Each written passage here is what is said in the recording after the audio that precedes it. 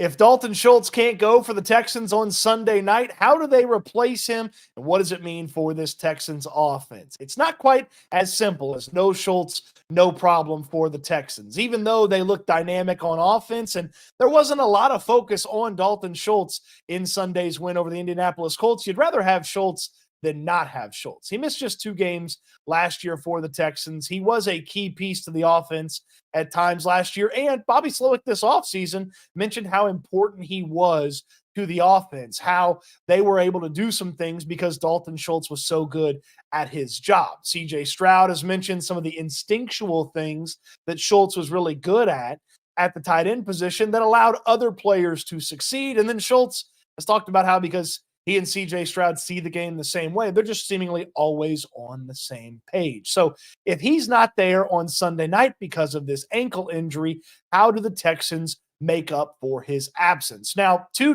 missed days of practice for Dalton Schultz. If he practiced Friday and wanted to play on Sunday night with that extra half day to get ready, maybe you'd give him a go. But at this point, it's not the craziest thing to say, hey, even if you start to feel a little bit better with an ankle injury, it's a long season. You don't want to test it. You don't want to push it. The Texans figure out a way to play a game without Dalton Schultz. Now, he doesn't sort of stem the tide for the Texans and change things to make the Bears some great favorite. He's not that essential to the offense, but you'd rather have him than not have him. How do you make up for Dalton Schultz? Well, you lean on the talent at the wide receiver position. The wide receivers outsnap the tight ends, obviously, and they will from a reception standpoint and from a target standpoint. They'll do that each and every week, but it was 8 for Nico Collins, 7 for Tank Dell, 6 for Stefon Diggs, and then 5 for the tight ends as a whole. If that distribution keeps up, you can figure out a way to find 5 tight end receptions or maybe change out a couple of tight end receptions for some running back receptions.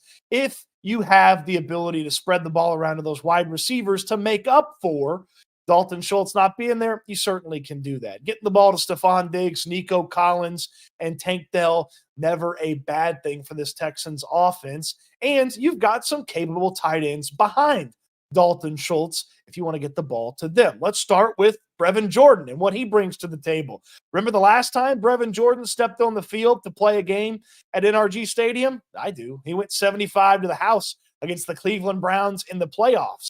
Now, that was fantastic. Sort of a coming out party for Brevin Jordan at the back end of last season. And Bobby Slowick's mentioned at the back end of last season, throughout the course of last year, Brevin Jordan really took it to another level. I really think Brevin, from through the course of last season, like took a massive step as far as just being a professional, like being an NFL player, and not just physically, but mentally and everything that goes along with that. So he knew he had to get in his playbook. He knew he had to learn our scheme. But then he went to an extra step of, okay, like, how do I devote this extra time to taking care of my body? How do I devote this extra time to making sure on game day I'm 100%, I'm good to go, I'm looking fast? And he grew into that as the season went on, which I think everybody saw the way he played as the season went on. And then he carried that over into the offseason. And all he's continued to do is get better and better and better, even through camp all the way into this game. I mean, some of the run blocking clips he had in this last game were some of the best we've had since we've been here. And that's stuff he's been doing since training camp. So he's just embraced all phases of being an NFL player.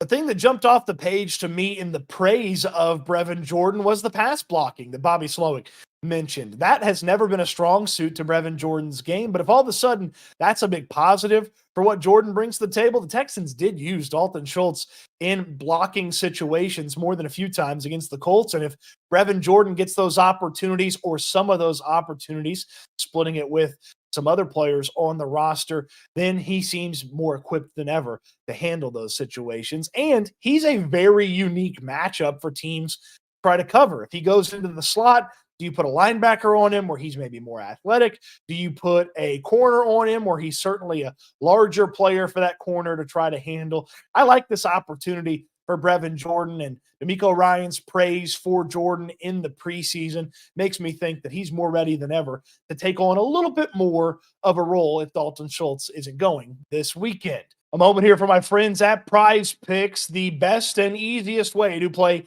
daily fantasy. You don't want to miss out on the fantastic offer that you see below. Play your first 5 and get $50 right there into your account. You don't even have to win your first entry. You just need to play it, and you'll get that $50 bonus. Let's put one together, shall we?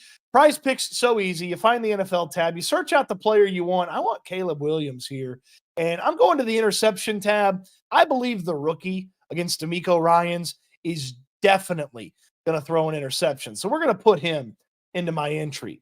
I liked what Diggs brought to the table last week. 5 receptions, the easiness to get going over the middle for Stefon Diggs against this Bears team.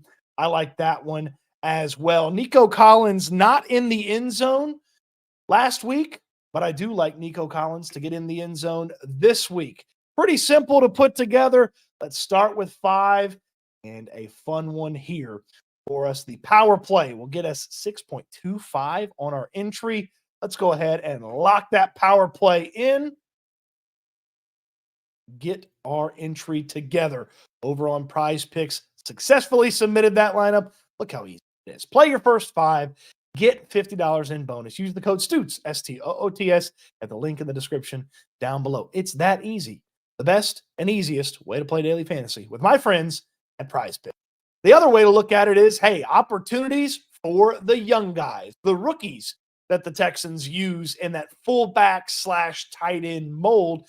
Cade Stover and British Brooks. Now let's first talk about Stover. On the field for a little bit, mostly at that fullback spot, but he can motion out into the tight end spot and can just straight up line up as a tight end for the Houston Texans. Stover has been pretty impressive, and you've heard multiple people with the Texans talk about you're getting exactly what you expected out of Cade Stover. He works hard. He doesn't avoid contact when he's in situations where he's got to go in there and block.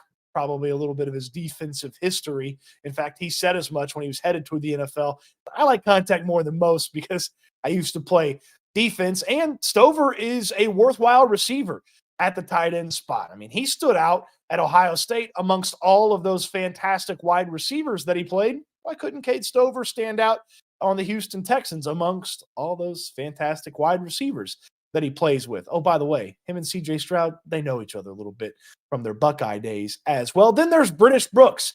A absence from Dalton Schultz could mean a little bit more for British Brooks. He doesn't work out with the running backs in practice. He works out with the tight ends and the fullbacks in practice. The Texans only have one fullback that's on the practice squad, Troy Hairston, but obviously Dalton Schultz plays a little fullback. They put Brevin Jordan back there at the fullback spot, had them lined up in that position as well. And so maybe British Brooks, who showed some ability to catch the football in the preseason, he gets a little bit of a benefit from potentially no Dalton Schultz in that matchup. So there's a couple of different ways you handle the Dalton Schultz absence if you're the Houston Texans. It's not some game breaker or game changer, but you'd rather have a guy that has that relationship with CJ Stroud on the field versus a guy like Brevin Jordan, who hasn't had as much success as Dalton Schultz, or a rookie like Cade Stover or British Brooks.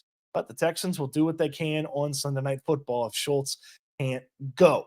I seem to think that it would probably be wiser to just find a few more wide receiver opportunities and just try to make the most of when you get the ball to Brevin Jordan or Cade Stover in their opportunities. It's a pretty tough defensive backfield the Texans are going against. Maybe that middle of the field will be open for the tight ends that fill in for Dalton Schultz. What say you? What's the best way to fill in the void left by Dalton Schultz if he can't play on Sunday? Let me know in the comment section down below. On your way down there, throw me a thumbs up on the video. Subscribe to the channel if you haven't already. And don't forget to visit our friends over at Prize Picks, the best, easiest way to play daily fantasy. Get it. And you get the great deal. Play 5, get your first 50, promo code Stoots. The link's in the description down below. We'll take care of you there over at Prize Picks. Appreciate you watching. Hope you enjoyed the video, and I can't wait until we talk Texans again soon.